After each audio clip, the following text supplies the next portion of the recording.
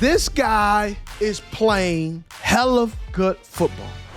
He doesn't get enough credit. He's been through some bad quarterback play, some disappointing head coaches, circumstances, change of management, and yet, you know who's been consistent? He has. You know who hasn't complained? He has not. He's just shown up to work. Courtland Sutton. This is a kid coming out of college where you know he wasn't necessarily gonna blaze by you. He was always that guy, contested catches. Had a tough time in Denver, not because he's not a good player, because you always knew he showed glimpses of what he could be. And let me tell you something. Tears his knee. When you're not fast and you tear your knee, people were ready to put him out to the pasture. And he's steady Eddie. He got paid. But, bro, he's just a heck of a football player. He goes about his business the right way. You know what he reminds me of? Bob the Builder. Man, he don't talk. He just shows up, brings his hard hat, his lunch pail, he gets everybody around him working. And that's what he has going on with Bo Nix. Bo Nix is going well, and Bo Nix is figuring out when I throw the ball to the right guy, number 14, that's when things are going to go. Now, going against Jones here, number 18, it's throwing me off a little bit with the 18. But Courtland Sutton, look at this route that he's going to run. The route is, hey, throwing it back in the end zone. You're my guy. You're going to get it.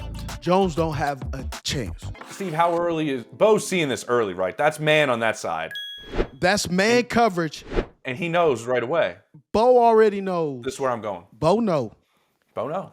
Throw the CS. Don't play around. Put the ball up there. Look at that. Pow. Ball was still a little bit behind him. Spins it. Disrespectful. Love it. But this is his strength. I mean, that's his strength. Contested catches. Yeah. Once the ball is thrown in the air, number 14, my ball. That's what I'm saying. Bob the Builder. Yes, he can. Man, he had 10 touchdowns last year. I mean, yes. He's just a hell of a good football player. Mm-hmm. And I think sometimes he doesn't get the credit that he deserves.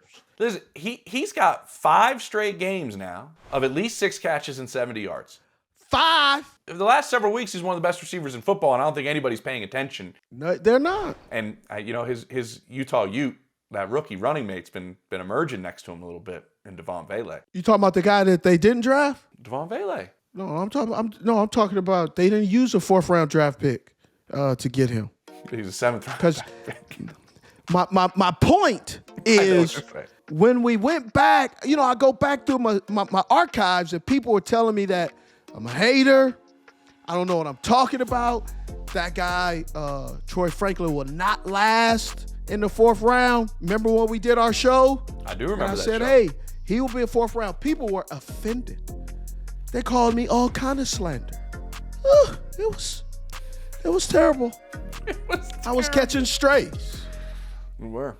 Listen, they're putting together a patchwork kind of receiving core that they're letting kind of grow with this young quarterback. Yes. Because it wasn't like this between Sutton and Bo Nix at the start of the season. Now I just mentioned the run that they're on. You're looking at the emergence of Devon Vele. They let one Ute go, which I was upset about, in Tim Patrick, who's a great teammate. He's doing well in Detroit. But he's got a great role in Detroit.